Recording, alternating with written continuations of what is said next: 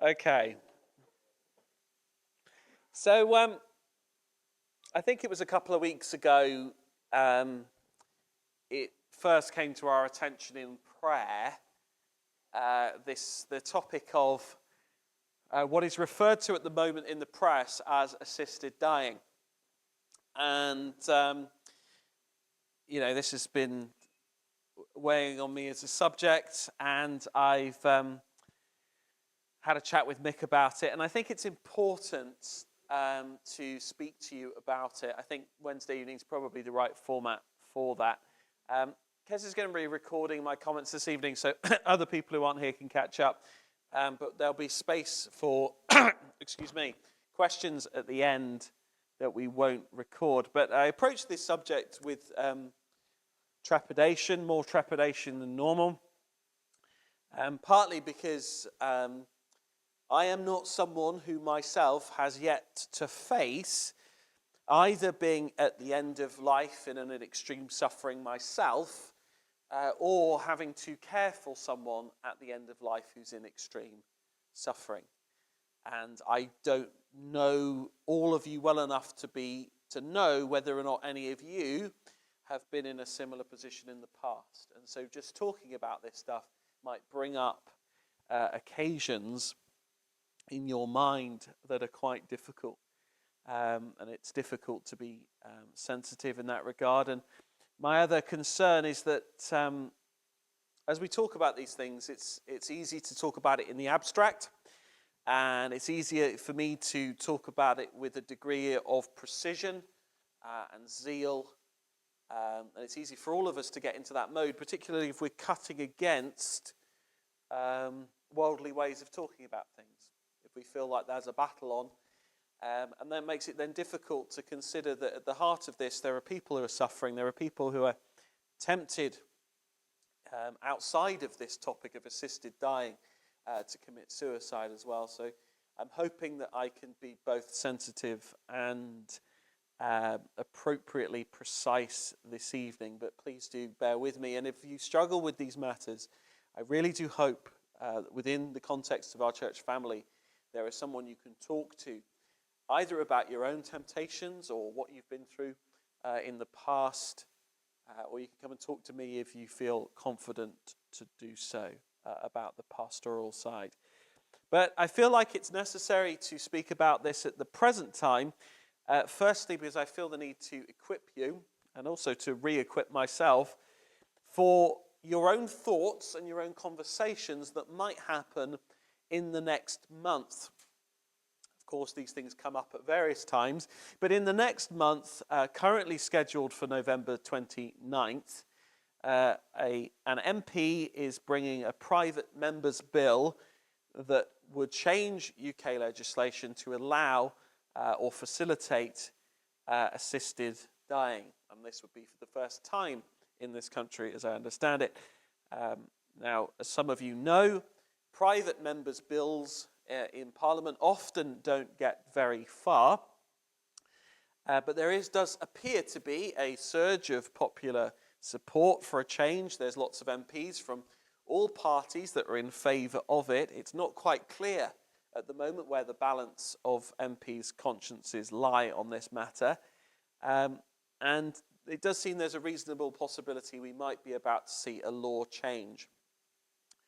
And as I say, though private members' bills often don't go very far, the private members' bill has been used in the past by those in favour of it to bring big change to what you might refer to as moral legislation, both in a good way and in not so good a way from a Christian perspective.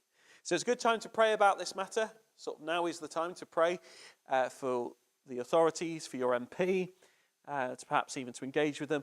And it's also the time where you might face at your workplace or within your families conversations about this subject for the first time. So I want to prepare you for that. And also, secondly, I want to prepare you for a day where either in this country or another country that you move to, you might be tempted either to ask someone to assist you in ending your own life, or you might be tempted to go along with someone's request. And it's important that you should know or be informed biblically about this now, when I don't think that's immediately relevant to your circumstances, so that you can go into that circumstance when the pain and the pressure of such situations falls with a reasonable certainty about the Bible, the theology of this subject, and the principles you might be called to follow. I'm going to be focusing this evening on the Bible's instructions, on first principles, and I've invited Mick on another evening, hopefully in the next month or so, to discuss some of the wider issues at play within this debate. In our own minds, we're concerned, I hope, as Christians, to consider what does the Bible say about this matter. But when we're talking to people who are unbelievers, they're probably starting at a different place. They're starting with the news article they've just read. They're starting with different arguments. And how we deal with those arguments that are taking place in the world and how we engage with them from a biblical perspective is important. But I think it's important we start with first principles and then allow Mick to engage with the arguments to do with how care should operate, political motivations, and whatever else he chooses to cover. But we'll begin with the biblical principle. And with the biblical principle, we start with Exodus 20. You can turn wherever you want, but the verse is verse 13, and this will come as no surprise to you. We're going to dwell on one of the 10 commandments. You shall not murder. You shall not murder. Let's talk about you shall not murder for a moment. Not a pleasant thing to do. One of the 10 commandments. Sometimes in memorizing the 10 commandments, we can become over familiar with them and we miss the weight of them. To clarify, so that we're all on the same page, this is part of God's moral law. It predates what God said to Moses in the 10 commandments. We see from the story of Cain and Abel, chapter 4 of Genesis, just after the fall, that God is not pleased with murder, that it's a serious matter. And onwards throughout the scriptures we see that we do not have the freedom to bring about the death of others, or as I will hopefully make clear, ourselves. God has determined from the very beginning that the wages of sin are death in the fall, chapter 3 of Genesis, and that therefore each of our deaths is God's prerogative. It's God's decision that the wages of death, of sin, should be death, and that he might ensure that that takes place. That is the state of fallen man. That it is his mercy that we still breathe until each of us must die, and that it is wrong to draw that period of mercy to our close by bringing it into our own hands. And it's important that we understand that the proper translation of Exodus 20 verse 13 is you shall not murder rather than you shall not kill, as it has sometimes been historically translated. I'm not going to take us through the Hebrew this evening. Now, if you murder someone, you do kill them. But the word murder specifically encompasses any killing that is outside of God's instruction. It's a biblically defined murder. We're defining it as killing that is outside of God's instructions. Any killing that takes place on the basis of our own decision, our own desire, rather than God's decision and desire. This can include killing someone out of anger. We think of Cain and Abel. This can include killing someone out of revenge. You slept with my wife, I'm going to kill you. Killing someone out of negligence is also included in this Hebrew term for murder and killing someone by accident, although there is a distinction in the punishment in the Old Testament law between those who intend to kill and those who do so by accident, and we might refer to that as a manslaughter in English law, but the same word is used in Hebrew. Now, there are what we might think of as exceptions to the rule of do not murder, but they're not actually exceptions. There are killings of human beings that come as a direct result of God's command. Definitionally, this is not an exception to the rule against murder, but this is in fact not what we would biblically consider murder. Because if we are acting according to God's explicit decree, we are an instrument of God's will. So the killing that is then performed is not murder because it is not taking into our own hands something that God has not decreed, but is merely doing what God has decreed. Now, as soon as I say that, that sounds really unusual, but we'll get to the categories, and there's two categories that encompass the lawful killings that God has decreed that cannot be defined as murder. First category, preventative killing. This will make sense as we go along, I hope. If someone is likely to kill you, or someone you know, and you have no choice but to at least risk killing them in order to prevent them from committing murder, you are given permission by God to do so in those circumstances. Because people are not allowed to murder, you are allowed to prevent them from doing so up to and including the loss of their own life. In a biblical sense, the aggressor forfeits the right to his life in such a circumstance, whilst he or she desires to commit that crime. They, in one sense, get the punishment they would incur if they were successful. This category of preventative killing is assumed in lots of parts of the Old Testament law. It is assumed that you will carry a sword defensively. It's assumed that you will rescue. So that it features as part of the Mosaic law, and it features as part of the stories of the Old Testament. That we are allowed to kill in order to prevent being killed. This is separate from murder. This includes the actions we might take to defend against somebody on the behalf of somebody else, or even ourselves. And this goes right the way up, ethically speaking, to the lawful killing that a nation might do in a defensive war. I'm going to go and take my armies to prevent you from coming and bringing your armies to kill our citizens. And we see that, again, spelled out in the Old Testament.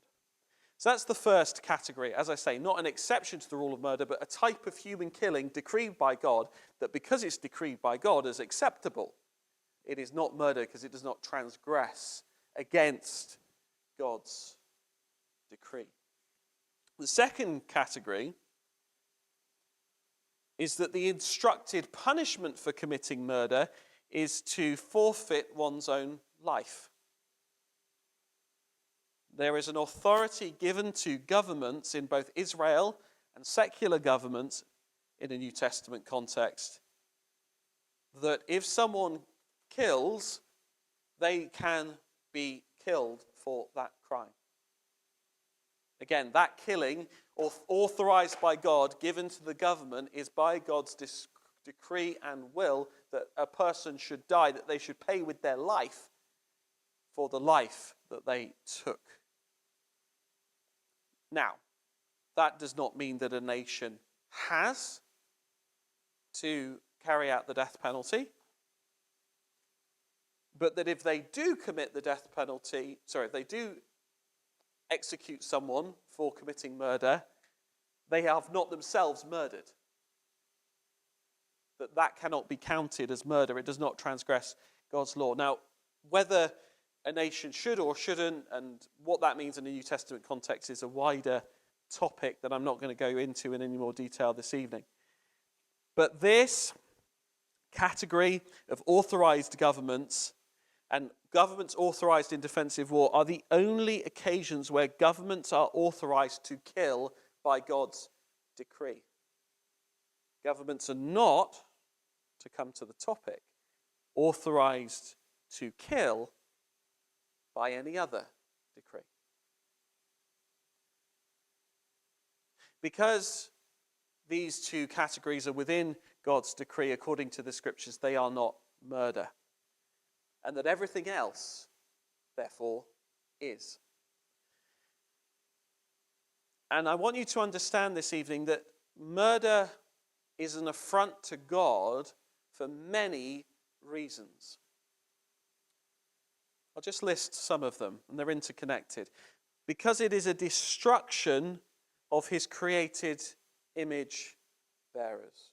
When you kill someone, you are killing someone who is the image bearer of God. You kill a Christian, you're destroying a temple of the Holy Spirit.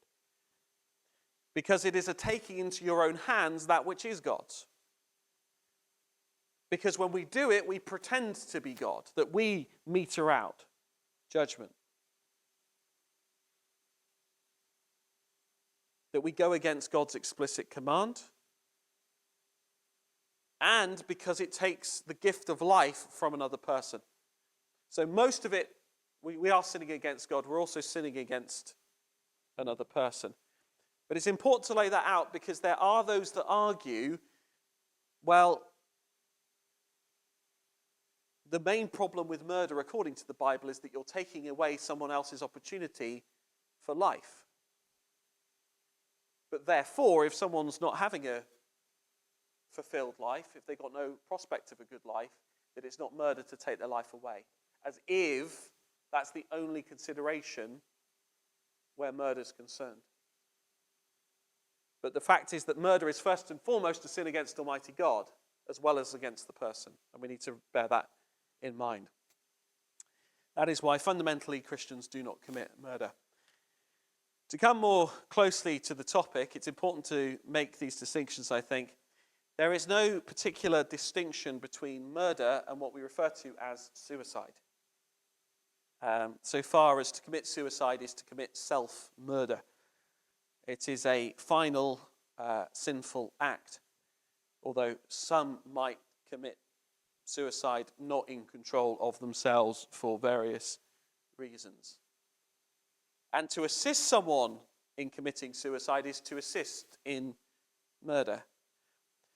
Proponents of assisted dying, and even the phrase assisted dying and assisted suicide, they're much debated, but proponents of assisted dying use the phrase assisted dying for highly ideological reasons and to soften what they are describing. The presumption is that someone's dying, which we'll come back to in a minute, and we'll call it assisted dying.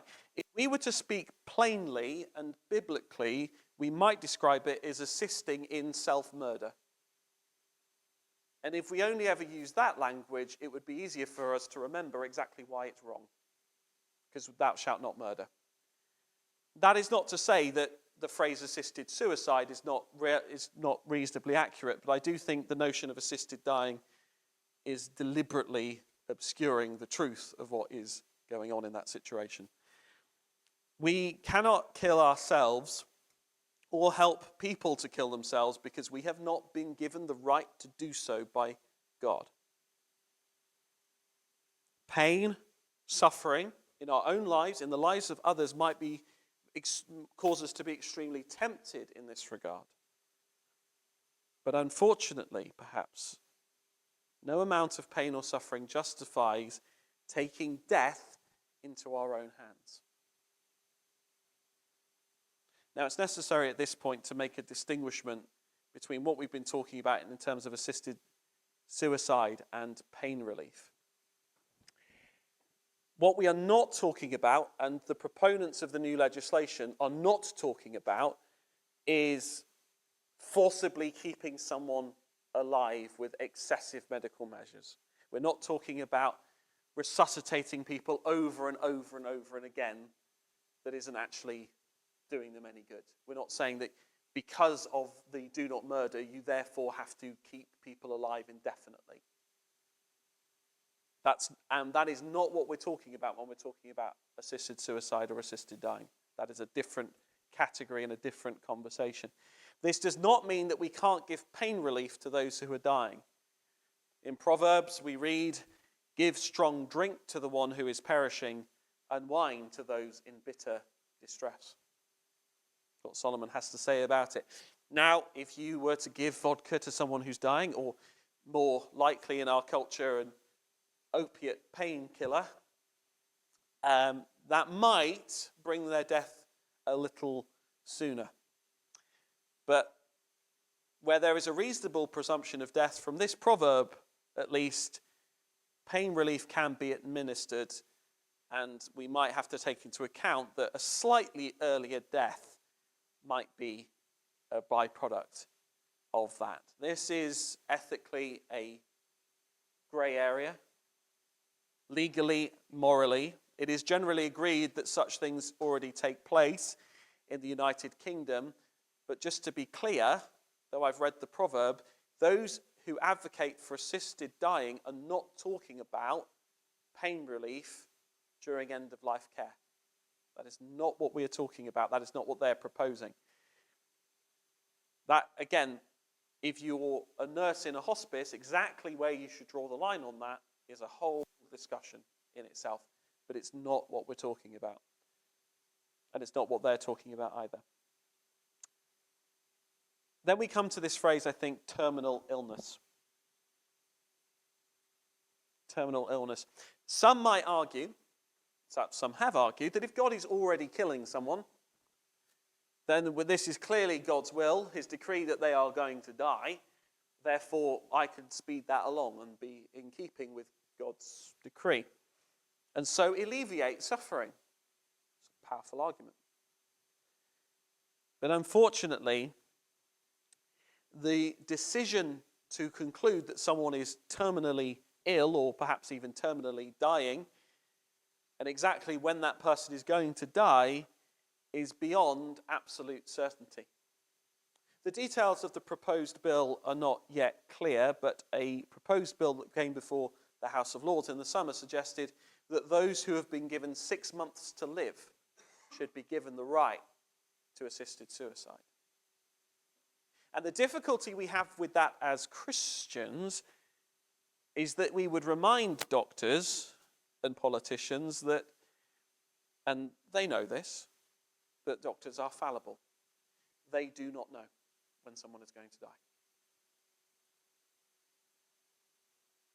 God does. And we believe that the highest authority about when someone is going to die is God. Further to that, assisted suicide in the cases of so-called terminal illness flies in the face of God as a healer. If we go, well, the doctors have said you've got 6 months, therefore maybe you should be allowed to die 3 months early. It flies in the face of a God who might bring healing, either by natural or supernatural means. The story of Hezekiah comes to mind. It's not directly related to the subject of assisted dying, but even God says to Hezekiah, you're going to die, and he prays about it and is given 15 more years to live. That should be our position, even if we're faced with a terrible diagnosis. I'm not saying we should ignore such diagnosis. I'm not saying that doctors aren't often right about such things, but they are not the highest authority, and therefore any assisted dying legislation that says by diagnosis of terminal illness, well, we fundamentally disagree with the notion of terminal illness as being an ethical or moral framework within which we can work here. People may ask, but what about extreme suffering? Again, we could talk about this for a long time. It's not wrong in the Bible to seek relief from suffering. At all. Again, I point to the proverb, even the dying man is allowed a strong drink or wine. But as Christians, we don't believe that the avoidance of suffering in this life is the highest priority. So we might seek to avoid suffering, we might run away from suffering on a given occasion. We don't have to embrace every bit of suffering that's coming our way. We can seek healing, we can seek respite. But it is not the overriding priority of our lives. For many people in their life, their theology, their belief is that their life is about them avoiding as much suffering as possible. Or the inverse, which is to have as much pleasure as possible without the suffering to ruin it. That is not our belief system, theologically speaking. We believe that any suffering we as Christians incur in this life is a way that we bear our cross on the way to heaven in the footsteps of our suffering Saviour who suffered till the end. This means we are free to choose how much suffering we can bear, so long as it's within our authority, but we have not been given the authority to end our own lives in order to avoid suffering. People might ask, surely I should have the choice. Or the medical professionals should set up a system so I should have a choice. Again, fundamentally, the Bible is opposed to the idea that human choice is the ultimate arbiter of right and wrong. And again, considering the counter-theology that Christians are engaging with, we're engaging with a philosophy that my choice is the highest priority. And this covers a whole range of ethical areas. The sin of murder is making a choice about something we have not been given a choice over by God.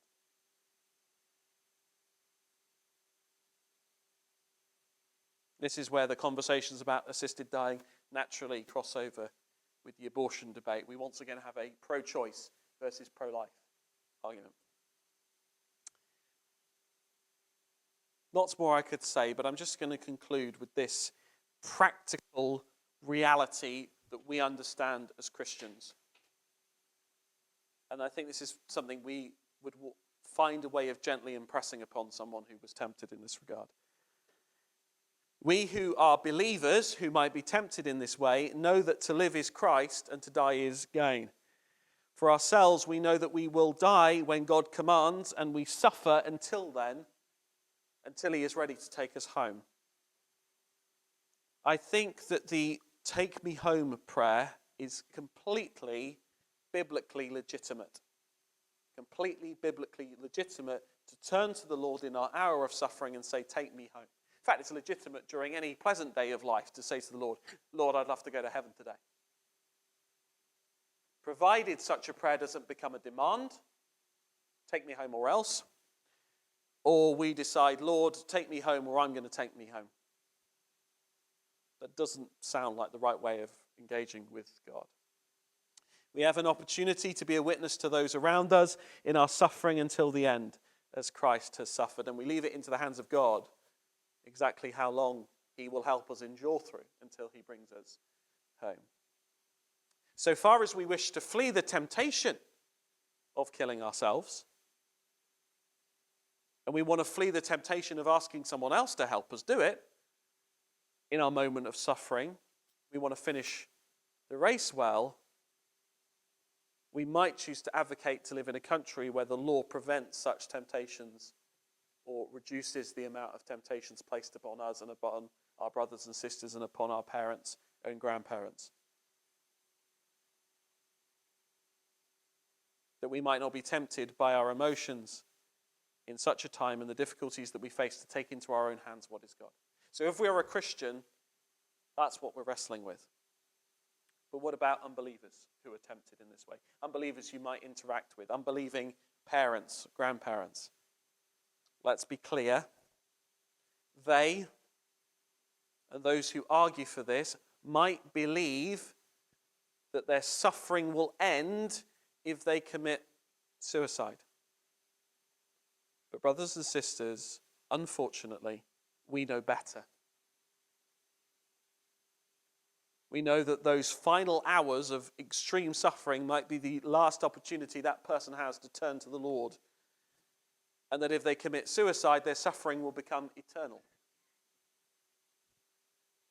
We might stand against assisted suicide on the basis that it is fundamentally a lie that such things relieve suffering. We know better, though it brings us no joy. It doesn't relieve suffering, it hastens it. This does not mean that suicide is unforgivable. but we know that it is forgivable only to those who have at some point prior to it, who have turned to the Lord. And for those of us who have turned to the Lord, we know this is not the right way to end the race.